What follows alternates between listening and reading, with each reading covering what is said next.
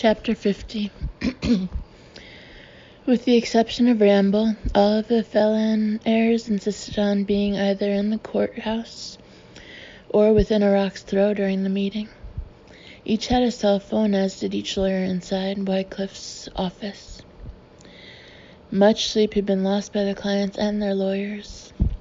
How often does one become an instant millionaire? At least twice for the Phelan heirs, and they vowed to themselves that they would be much wiser this time around. They would never get another chance. They walked the hallways of the courthouse waiting. They smoked outside by the front doors. They kept warm in their cars in the parking lot, fidgeting.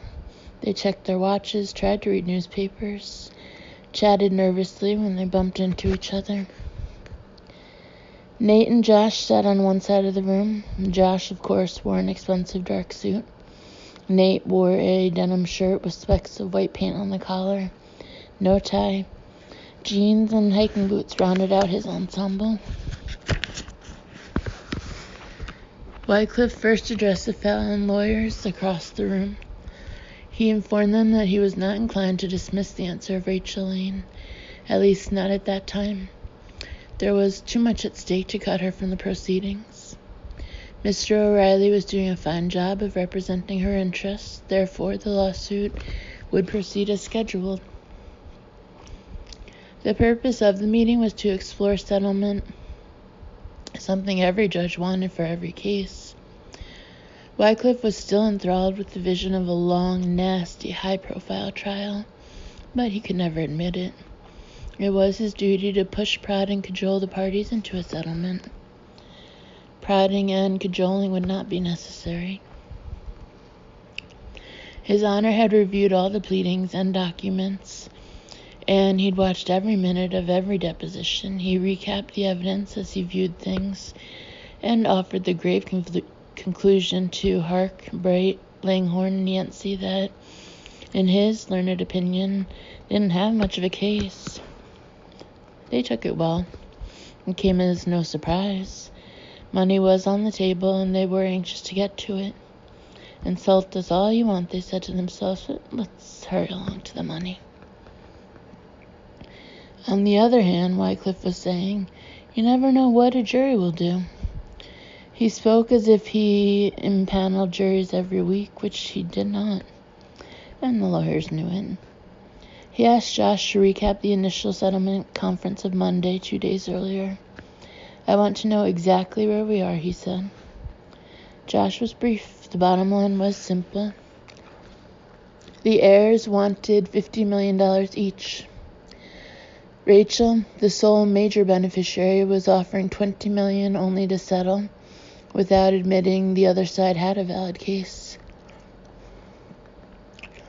That's a substantial gap, Wycliffe observed. Nate was bored but tried to appear sharp. These were high-powered settlement negotiations involving one of the greatest self-made fortunes in the world. Josh had scolded him for his appearance. He didn't care. He kept himself interested by watching the faces of the lawyers across the room. They were an edgy bunch, not anxious or worried, but animated and desperate to learn how much they would be getting. Their eyes were keen and quick, their hand movements impulsive. How fun it would be to abruptly stand, announce Rachel wasn't offering a dime to settle, and storm out of the room. They would sit in shock for a few seconds, then they would chase him like hungry dogs. When Josh finished, Hark spoke for the group. He had notes, and he'd spent time on his remarks. He got their attention by admitting that the development of their case had not followed the course they'd wanted. Their clients were not good witnesses. The current psychiatrists were not as solid as the first three. Sneed was not reliable. He admitted all this, and his sincerity was admirable. Instead of arguing legal theories, Hark dwelt on people. He talked about their clients, the Phelan children, and he admitted that on the surface they were not a sympathetic bunch.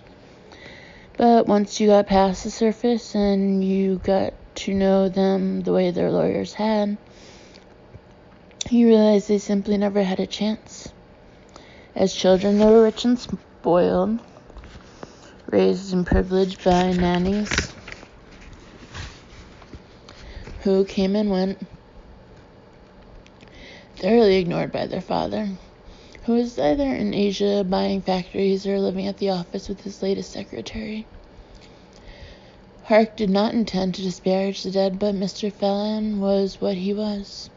The mothers were an odd collection, but they too had endured the hell of life with Troy.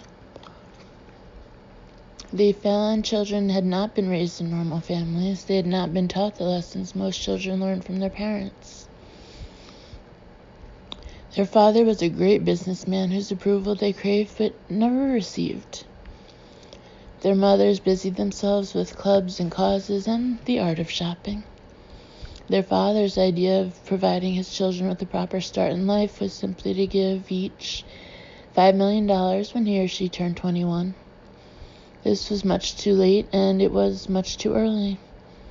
The money couldn't provide the wisdom, guidance, and love they needed as children, and they had clearly proved that they weren't ready for the responsibilities of new wealth.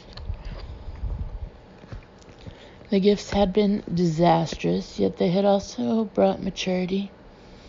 Now, with the benefit of the years, the Phelan children looked back at their mistakes. They were embarrassed by how foolish they'd been with the money. Imagine waking up one day like the prodigal son, as Rex had once done at the age of 32.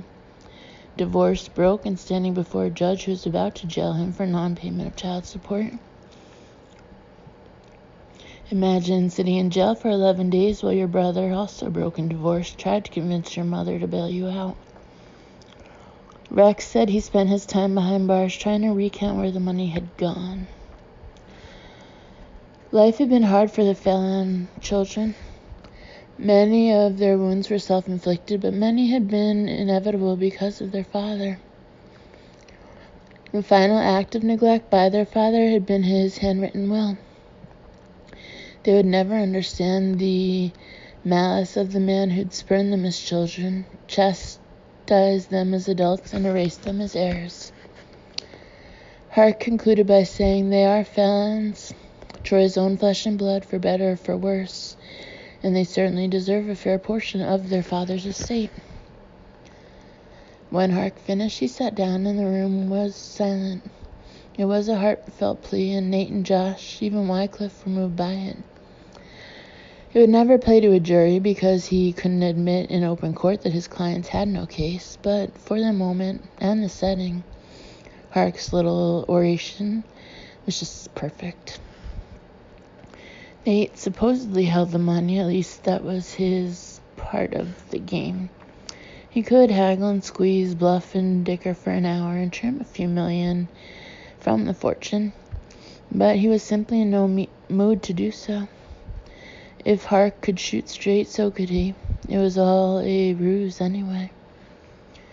"What's your bottom line?" he asked Hark, their eyes locking like radars.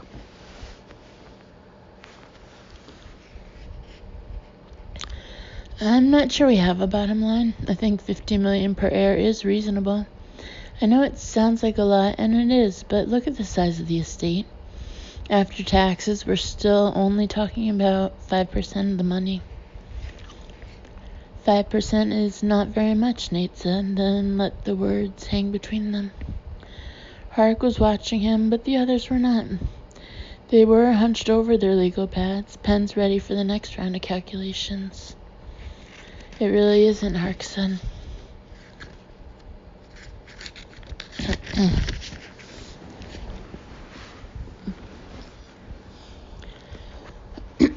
"My client will agree to 50 million, Nate said. At the moment, his client was probably teaching Bible songs to small children under the shade of a tree by the river. Wally Bright had just earned a fee of $25 million, and his first impulse was to bolt across the room and kiss Nate's feet. But instead, he frowned with intelligence and made careful notes he couldn't read. Josh knew it was coming, of course. His bean counters had done the math, but Wycliffe did not. A settlement had just occurred. No trial would be held. He had to appear pleased. Well, then he said, do we have a settlement? Out of nothing but sheer habit, the Fallon lawyers engaged in one last huddle.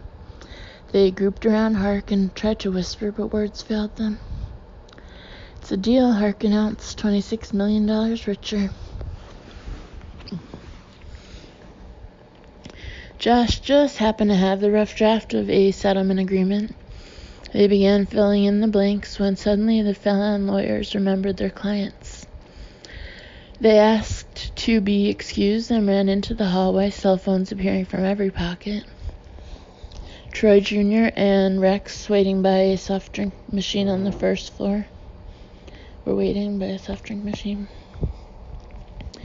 Gina and Cody were reading newspapers in an empty courtroom. Spike and Libigale were sitting in their old pickup down the street. Mary Ross was in her Cadillac in the parking lot.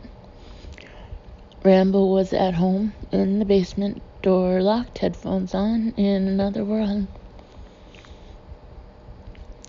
The settlement would not be complete until signed and approved by Rachel Lane. The Fallon lawyers wanted it to be strictly confidential. Wycliffe agreed to seal the court file. After an hour, the agreement was complete. It was signed by each of the Fallon heirs and their lawyers. It was signed by Nate. Only one signature was left. Nate informed them that it would take him a few days to get it. If they only knew, he thought as he left the courthouse. Friday afternoon, Nate and the rector left St. Michael's in the lawyer's lease car. The rector drove so he could get used to it. Nate napped in the passenger seat. As they crossed the Bay Bridge, Nate woke up and read the final settlement agreement to Phil, who wanted all the details. The Fallon Group Gulfstream 4 was waiting at the Baltimore-Washington airport. It was sleek and shiny, big enough to haul 20 people anywhere in the world. Phil wanted a better look, so they asked the pilots for a tour. No problem. Whatever Mr. O'Reilly wanted. The cabin was all leather and wood with sofas, recliners, a conference table, several television screens. Nate would have been happy to travel like a normal person, but Josh had insisted. He watched Phil drive away, then reboarded the plane. In 9 hours, he would be in Corumba. The trust agreement was deliberately thin, in as few words as possible, and with words as short and as plain as the drafters of such impossible instruments could invent. Josh had made them rewrite it numerous times. If Rachel had the slightest inclination to sign it, then it was imperative she be able to grasp its meaning. Nate would be there to do the explaining, but he knew she had little patience with such matters. The assets she received under her father's last will and testament would be placed in a trust, named the Rachel Trust for lack of anything more creative. The principal would remain intact for 10 years, with only the interest and earnings available for charitable giving. After 10 years, 5% of the principal per year, in addition to the interest and earnings, could be spent at the discretion of the trustees. The annual disbursements were to be used for a variety of charitable purposes, with emphasis on the mission work of World Tribes. But the language was so loose that the trustees could use the money for almost any benevolent cause. The original trustee was Neva Collier at World Tribes, and she had the authority to appoint up to a dozen other trustees to help with the work. The trustees would govern themselves and report to Rachel if she wanted. If Rachel so desired, she would never see or touch the money. The trust would be set up with the assistance of attorneys chosen by World Tribes. It was such a simple solution. It would take only a signature, one quick Rachel Lane, or whatever her last name was. One signature on the trust, one on the settlement agreement, and the Fallon estate could be closed in due course with no more fireworks. Nate could move on, face his troubles, take his medicine, and begin rebuilding his life. He was anxious to get started. If she refused to sign the trust and the settlement, then Nate needed her signature on a document of renunciation.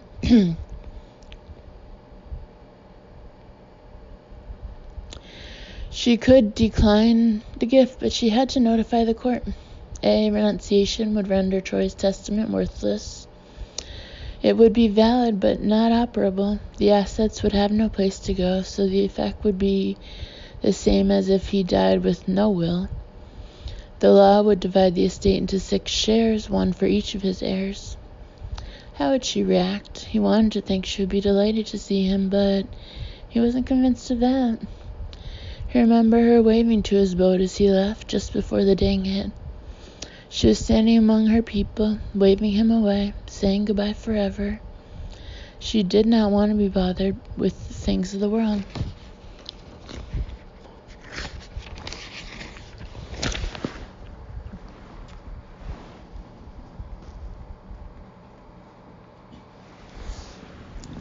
Chapter 51. Valdir was waiting at the Karumba airport when the Gulfstream taxied to the small terminal. It was 1 a.m. The airport was deserted. Only a handful of small planes were at the far end of the tarmac. Nate glanced at them and wondered if Miltons had ever returned from the Pantanal. They greeted each other like old friends. Valdir was impressed with how healthy Nate looked. When they last saw each other, Nate was reeling from dengue fever and looked like a skeleton. They drove away in Valdir's Fiat, windows down, the warm muggy air blowing in Nate's face. The pilots would follow in a taxi. The dusty streets were empty. No one moved about. Downtown, they stopped in front of the Palace Hotel. Valdir handed him a key. Room 212, he said. I'll see you at 6. Nate slept 4 hours and was waiting on the sidewalk when the morning sun peeked between the buildings. The sky was clear, and that was one of the first things he took note of. The rainy season had ended a month earlier. Cooler weather was approaching, though in Karumba the daytime highs seldom dipped below 75 degrees. In his heavy satchel he had the paperwork, a camera, a new sat phone, a new cell phone, a pager, a quart of the strongest insect repellent known to modern chemistry, a small gift for Rachel, and 2 changes of clothes. All limbs were covered, thick khakis over the legs, long sleeves over the arms. He might get uncomfortable and sweat a little, but no insect would penetrate his armor. At 6 a.m. sharp, Valdir arrived, and they sped away to the airport. The town was slowly coming to life. Valdir had rented the helicopter from a company in Campo Grande for $1,000 an hour. It could hold 4 passengers, came with 2 pilots, and had a range of 300 miles. Valdir and the pilots had studied Jevi's maps of the, Xeco River and the tributaries that filled it. With the floods down, the Pantanal was much easier to navigate, both on water and from the air. Rivers were in their banks, lakes were back within their shores, facendas were above water and could be found on aerial maps. As Nate loaded his satchel into the helicopter, he tried not to think of his last flight over the Pantanal. Odds were in his favor. No way would he crash on successive flights. Valdir preferred to stay behind, close to a phone. He did not enjoy flying, especially in a helicopter, especially over the Pantanal. The sky was calm and cloudless when they lifted off.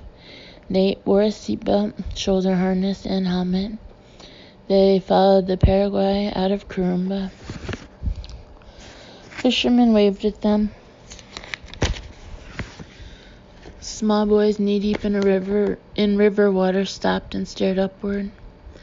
They flew over a chalana loaded with bananas, headed north in their direction, then another rickety Chalana headed south.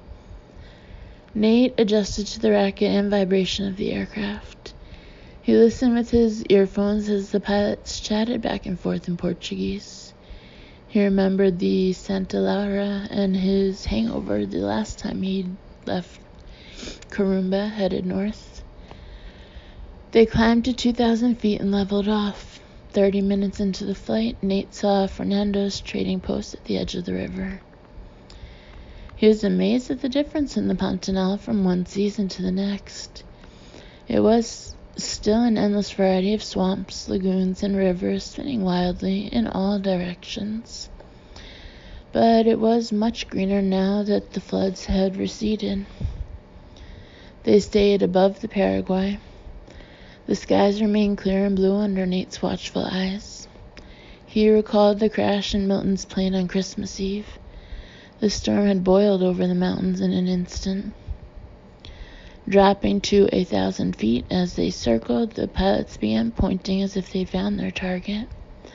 Nate heard the word Execio, however you pronounce it, and saw a tributary enter the Paraguay. He, of course, remembered nothing about the Execio River. During his first encounter with it, he'd been curled under a tent at the bottom of the boat, wanting to die. They turned west and left the main river, twisting with the Execio. Heading for the mountains of Bolivia, the pilots became more occupied with things below. They were searching for a blue and yellow Chalana. On the ground, Jevi heard the distant thumping of the chopper. He quickly lit an orange flare and sent it flying. Welly did the same. The flares burned bright and left a trail of blue and silver smoke. Within minutes, the chopper came into view, and it circled slowly. Jevi and Wally had used machetes to cut a clearing in a patch of dense shrub 50 yards from the edge of the river. The ground had been underwater just a month earlier. The chopper rocked and swayed and slowly lowered itself to the ground. After the blade stopped, Nate jumped out and hugged his old pals. He hadn't seen them in more than 2 months, and the fact that he was even there was a surprise to all three. Time was precious. Nate feared storms, darkness, floods, and mosquitoes, and he wanted to move as quickly as possible. They talked to the Chalana at the river. Next to it was a long, clean John boat, which appeared to be waiting for its maiden voyage.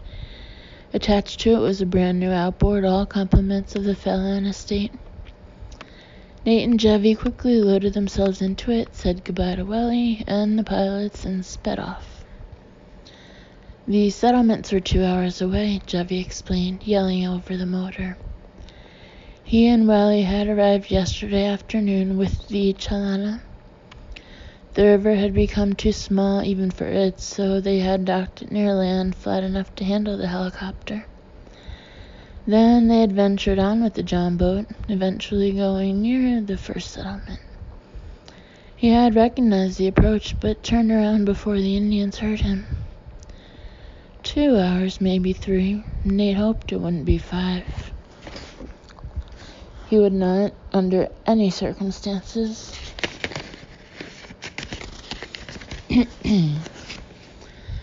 sleep on the ground, or in a tent, or a hammock. No skin would be exposed to the dangers of the jungle. The horrors of Ding were too fresh. If they were unable to find Rachel, then he would return to Corumba in the chopper, have a nice dinner with Valdir, sleep in a bed, then try again tomorrow. The estate could buy the damn helicopter if necessary. But Jevi seemed confident, which was not unusual. They slashed the water, the bow bouncing as the powerful motor sped them along. How nice to have an outboard that whined in one long, efficient, uninterrupted roar. They were invincible. Nate was mesmerized once again with the Pantanal. The alligators thrashing in the shallow waters as they flew by. The birds dipping low over the river, the magnificent isolation of the place. They were in too deep to see fazendas. They were searching for people who'd been there for centuries.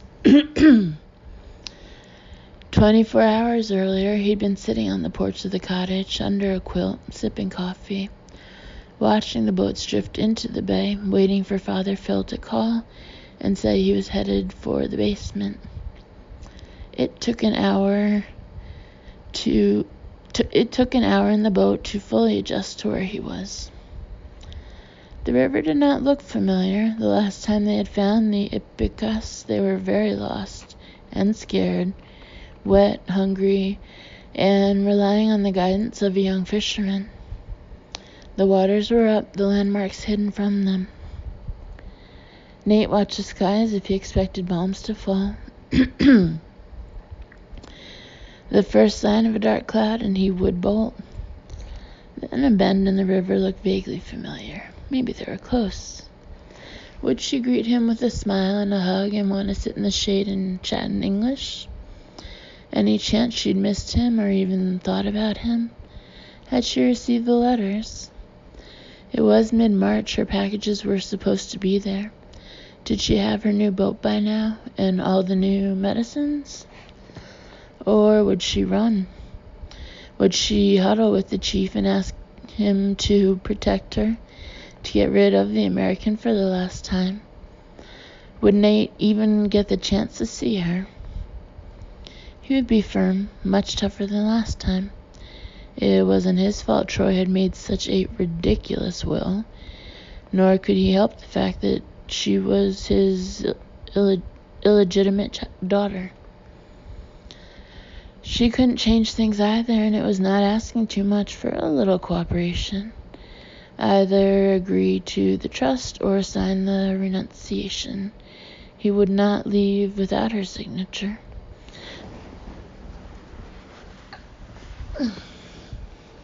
She could turn her back on the world, but she would always be the daughter of Troy Fallon. That in itself required some small measure of cooperation. Nate practiced his arguments out loud. Jeffy couldn't hear him. He would tell her about her siblings. He would paint a dreadful picture of what would happen if they received the entire fortune. He would list the worthwhile causes she could advance if she simply signed the trust. He practiced and practiced. The trees on both sides grew thicker and leaned over the river where they touched. Nathan recognized the tunnel. Up there, Jeffy said, pointing ahead, to the right, to the spot where they had first seen the children swimming in the river. He throttled down, and they eased by the first settlement without seeing a single Indian. When the huts were out of sight, the river forked and the streams became smaller. It was familiar territory. They zigzagged deeper into the woods, the river looping almost in circles, the mountains occasionally visible through clearings. At the second settlement, they stopped near the large tree where they had slept the first night back in January. They stepped ashore in the same spot where Rachel had stood when she'd waved goodbye just as the ding was calling. The bench was there, its cane poles lashed tightly together. Nate was watching the village while Jeffy was tying off the boat. A young Indian ran along the trail toward them. Their outboard had been heard. He spoke no Portuguese, but through grunts and hand signals conveyed the message that they were to stay there by the river until further orders. If he recognized them, he didn't show it. He appeared scared. And so they took their places on the bench and waited. It was almost 11 a.m. There was a lot to talk about.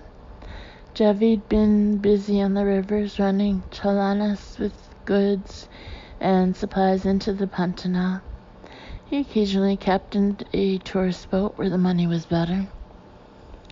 They talked about Nate's last visit, how they'd raced in from the Pantanal with Fernando's borrowed motor, the horrors of the hospital, their efforts to find Rachel in Corumba. I tell you, Jevy said, I have listened much on the river, and the lady did not come. She was not in the hospital. You were dreaming, my friend. Well, Nate wasn't about to argue. He wasn't sure himself. The man who owned the Santa Lara had been slandering Jevy about town. It sank on his watch, but everyone knew the storm did it. The man was a fool anyway. As Nate expected, the conversation soon swung around to Jevy's future in the States. Jevy had applied for a visa, but needed a sponsor and a job. Nate bobbed and weaved and slid enough punches to keep his friend confused. He couldn't muster the courage to tell him that he, too, would soon be looking for work. I'll see what I can do, he said.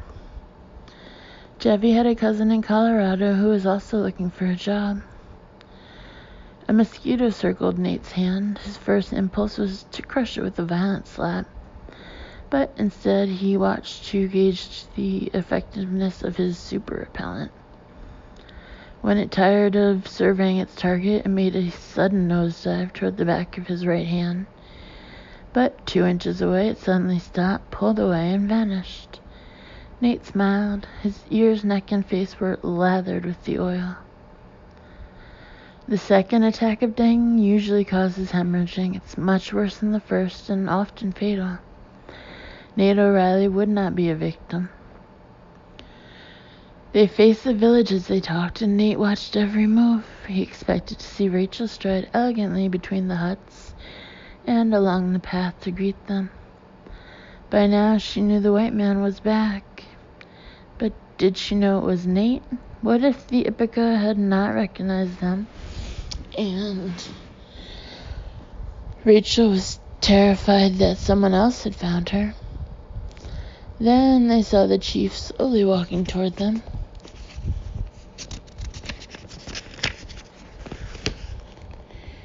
He carried a long ceremonial spear and was followed by an Ithaca Nate recognized. They stopped at the edge of the trail a good 50 feet from the bench. They were no longer smiling. In fact, the chief looked particularly unpleasant. In Portuguese, he asked, "What do you want?" "Tell him we want to see the missionary," Nate said, and Jevy translated it. "Why?" came the reply. Jevy explained that the American had traveled a great distance to be there, and that it was very important to see the woman. The chief again asked, "Why?" "Because they have things to discuss, big things that neither Jevy nor the chief would understand. It was very important, or else the American wouldn't be there." Nate remembered the chief as a loud character with a quick smile, a big laugh, and a trigger temper. Now his face had little expression. From 50 feet his eyes looked hard. He had once insisted they sit by his fire and share his breakfast. Now he stood as far away as possible. Something was wrong. Something had changed. He told them to wait, then left again, slowly making his way back to the village. Half an hour passed. By now, Rachel knew who they were. The chief would have told her, and she was not coming to meet them. A cloud passed in front of the sun, and Nate watched it closely. It was puffy and white, not the least bit threatening, but it scared him nonetheless. Any thunder in the distance, and he'd be ready to move. They ate some wafers and cheese while sitting in the boat. The chief whistled for them and interrupted their snack. He was alone, coming from the village. They met halfway and followed him for 100 feet, then changed directions and moved behind the huts on another trail. Nate could see the common area of the village. It was deserted, not a single Ithaca wandering about.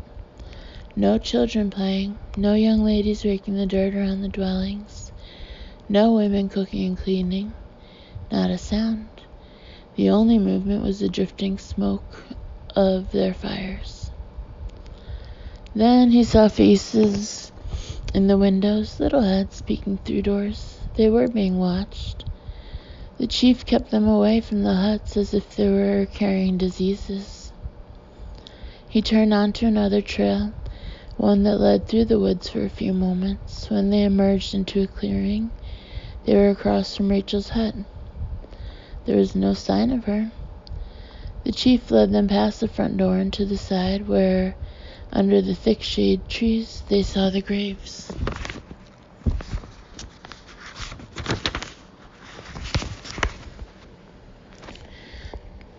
Chapter 52. The matching white crosses were made of wood and had been carefully cut and polished by the Indians, then lashed together with string.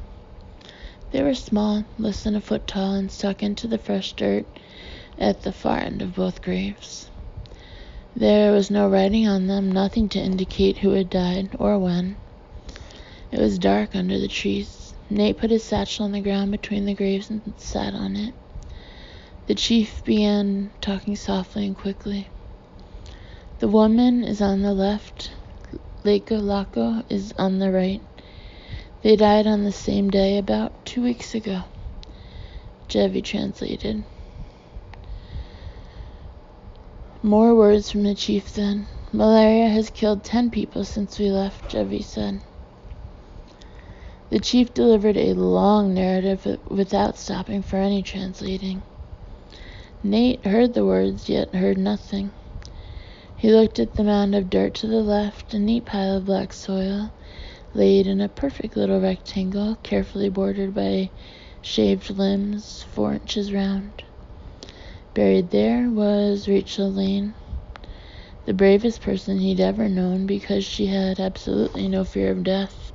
She welcomed it.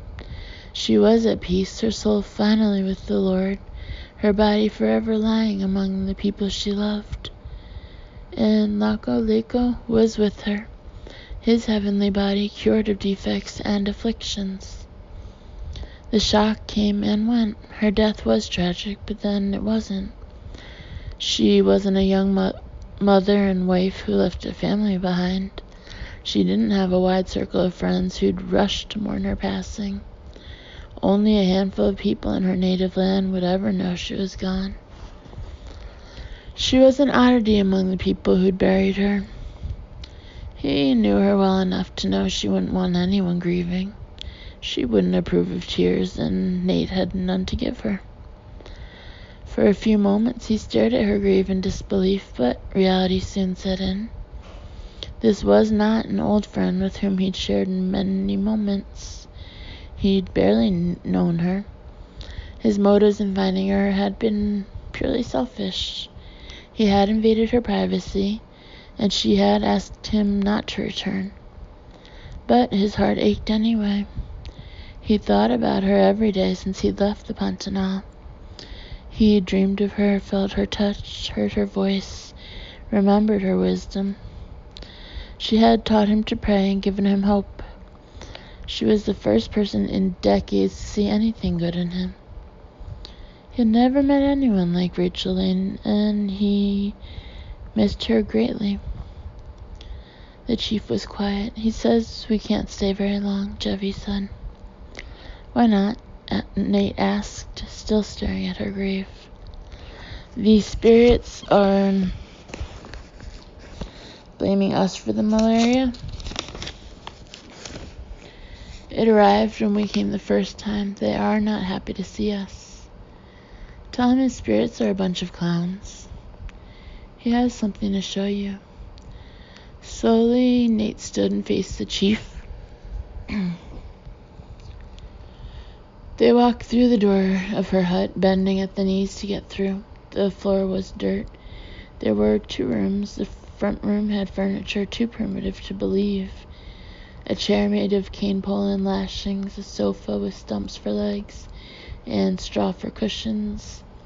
The back room was a bedroom and a kitchen. She slept in a hammock like the Indians. Under the hammock, on a small table, was a plastic box that once held medical supplies. The chief pointed to the box and began speaking. There are things in there for you to see, Jevi translated. For me? Yes, she knew she was dying. She asked the chief to guard her hut. If an American came, then show him the box. Nate was afraid to touch it. The chief picked it up and gave it to him. He backed out of the room and sat on the sofa. The chief and Jevy stepped outside. His letters never made it, at least they were not in the box. There was a Brazilian identification badge, one required of every non-Indian in the country. There were 3 letters from World Tribes.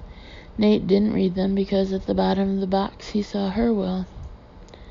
It was in a white, legal-size envelope and had a Brazilian name engraved for the return address.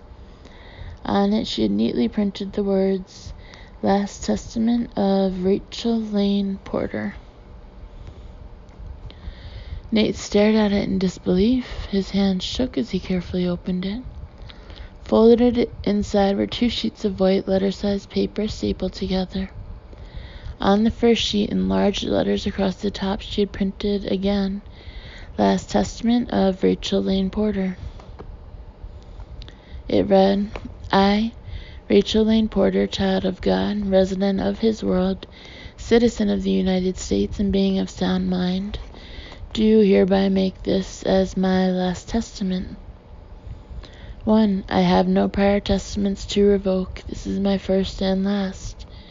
Every word is written by hand. This is intended to be a holographic will. 2. I have in my possession a copy of the last testament of my father, Troy Fallon, dated December 9, 1996, in which he gives me the bulk of his estate. I am attempting to pattern this will after his. 3. I do not reject or decline that portion of his estate due me, nor do I wish to receive it. Whatever his gift is to me, I want it placed in a trust. 4.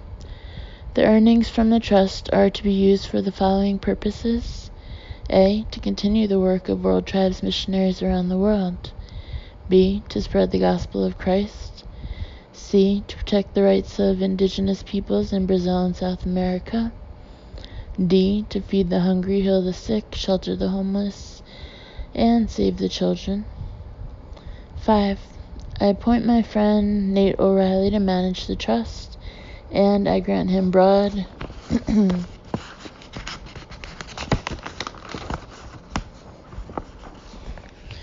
discretionary powers in its administration. I also appoint him as executor of this testament. Signed, the 6th day of January, 1997, at Corumbá, Brazil. Rachel Lane Porter. He read it again and again. The second sheet was typed and in Portuguese. It would have to wait for a moment. He studied the dirt between his feet. The air was sticky and perfectly still. The world was silent. Not a sound from the village. The Ipecacs were still hiding from the white man and his plagues. Do you sweep dirt to make it nice and clean?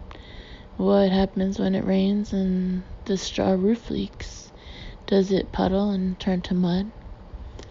On the wall facing him were handmade shelves filled with books, Bibles, devotionals, studies in theology. The shelves were slightly uneven, tilting an inch or 2 to the right. This was her home for 11 years. He read it again. January 6th was the day he walked out of the hospital in Corumbá. She wasn't a dream. She touched him and told him he wouldn't die. Then she had written her will.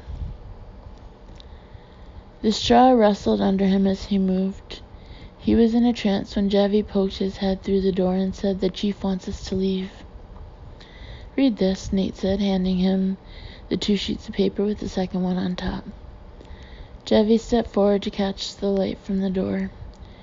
He read slowly, then said, "2 people here. The first is a lawyer who says that he saw Rachel Lane Porter sign her testament in his office in Corumbá.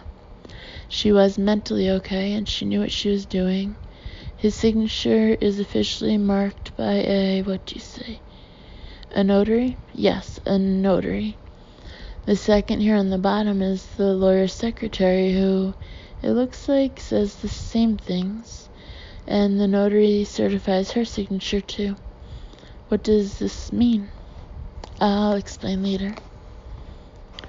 They stepped into the sunlight. The chief had his arms folded over his chest. His patience was almost gone. Nate removed his camera from the satchel and began taking pictures of the hut and the graves. He made Jevy hold her while squatting by her grave. Then Nate held it as Jevy took photos. The chief would not agree to have his picture taken with Nate. He kept as much distance as possible. He grunted and Jevy was afraid he might erupt. They found the trail and headed for the woods again, staying away from the village. As the trees grew thicker, Nate stopped and turned for one last look at her hut. He wanted to take it with him to lift it somehow and transport it to the States to preserve it as a monument so that the millions of people she would touch could have a place to visit and say thanks. And her grave too. She deserved a shrine. That's the last thing she would want. Jevy and the chief were out of sight, so Nate hurried ahead. They made it to the river without infecting anyone. The chief grunted something at Jevy as they got in the boat. He says for us not to come back, Jevy said. Tell him he has nothing to worry about.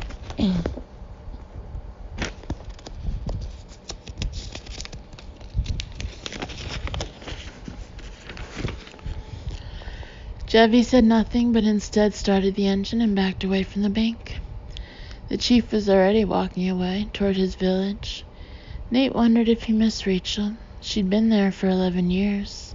She seemed to have considerable influence over him, but she had not been able to convert him. Did he mourn her passing, or was he relieved that his gods and his spirits now had free reign? What would happen to the Ipicus who had become Christians now that she was gone? He remembered the Shalians, the witch doctors in the villages who hounded Rachel. They were celebrating her death and assailing her converts. She had fought a good fight, now she was resting in peace. Jevy stopped the motor and guided the boat with a paddle.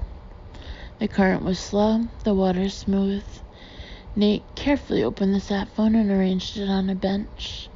The sky was clear, the signal strong, and within 2 minutes, he had Josh's secretary scurrying to find her boss. "Tell me she signed that damn trust, Nate," were his first words. He was yelling into the phone. "You don't have to yell, Josh, I can hear you." "Sorry, tell me she signed it." "She signed a trust, but not ours. She's dead, Josh." "No."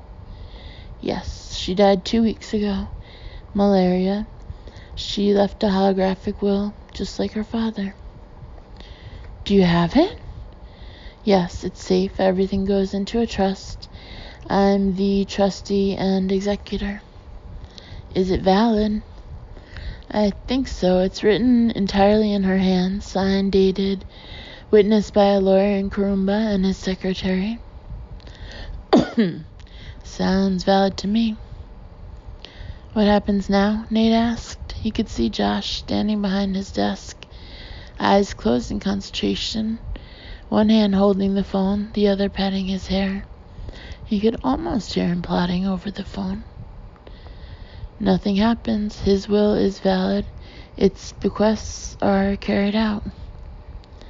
"But she's dead."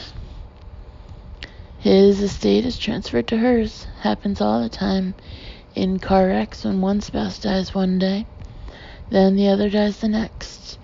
The bequests go from estate to estate." "What about the other heirs?"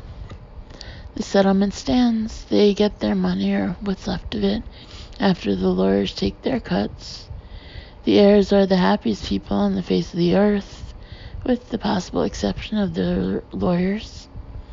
There's nothing for them to attack. You have 2 valid wills. Looks like you just become a career trustee." "I have broad discretionary powers." "You have a lot more than that." "Read it to me." Nate found it deep in his satchel and read it very slowly, word for word. "Hurry home," Josh said. Jevy absorbed every word, too, though he appeared to be watching the river.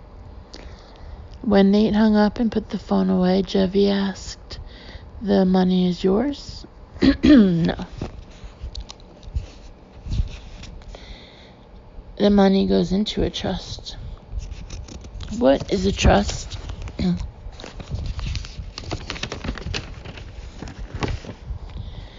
"Think of it as a big bank account. It sits in the bank, protected, earning interest. The trustee decides where the interest goes."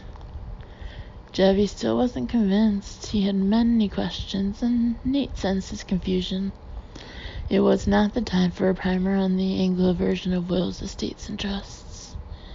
"Let's go," Nate said. The motor started again, and they flew across the water, roaring around curves, a wide wake sprang behind them. They found the Chalana late in the afternoon. While he was fishing, the pilots were playing cards in the back of the boat. Nate called Josh again and told him to retrieve the jet from Kurumba. He wouldn't be needing it. He would take his time coming home. Josh objected, but that was all he could do. The Phelan mess had been settled. There was no real rush. Nate told the pilots to contact Valdir when they returned, then sent them on their way. The crew of the Chalana watched the chopper disappear like an insect, then cast off. Jevy was at the wheel. Welly sat below, at the front of the boat, his feet dangling inches above the water. Nate found a bunk and tried to nap, but the diesel was next door. Its steady knock prevented sleep. The vessel was a third the size of the Santa Laura. Even the bunks were shorter.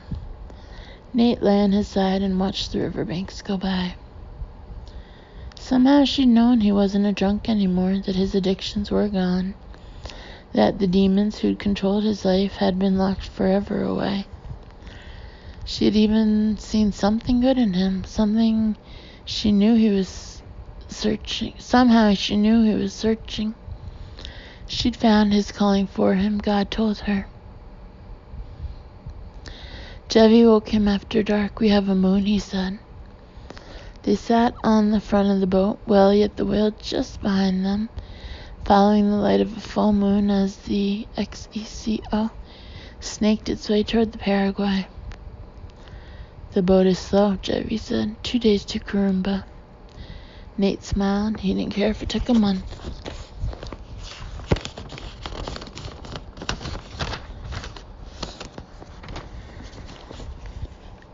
And then there's just an author's note at the end. The Pantanal region of Brazil, in the states of Mato Grosso and Mato Grosso do Sul, is a land of great natural beauty and a fascinating place to visit. I hope I haven't portrayed it as one big swamp fraught with danger. It is not. It's an ecological gem that attracts many tourists, most of whom survive. I've been there twice and look forward to going back. Carl King, my friend and a Baptist missionary in Campo Grande, took me deep into the Pantanal. I'm not sure how much of his information was accurate, but we had a wonderful time for 4 days, counting alligators, photographing wildlife, looking for anacondas, eating black beans and rice, telling stories, all from a boat that somehow grew smaller. Many thanks to Carl for the adventure. Thanks also to Rick Carter, Jean McDade, Penny Pincala, Jonathan Hamilton, Fernando Catapreta, Bruce Sanford, Mark Smirnoff, and Estelle Lawrence. And thanks, as always, to David Gernert for poring over the manuscript and making the book better. The end of The Testament by John Grisham.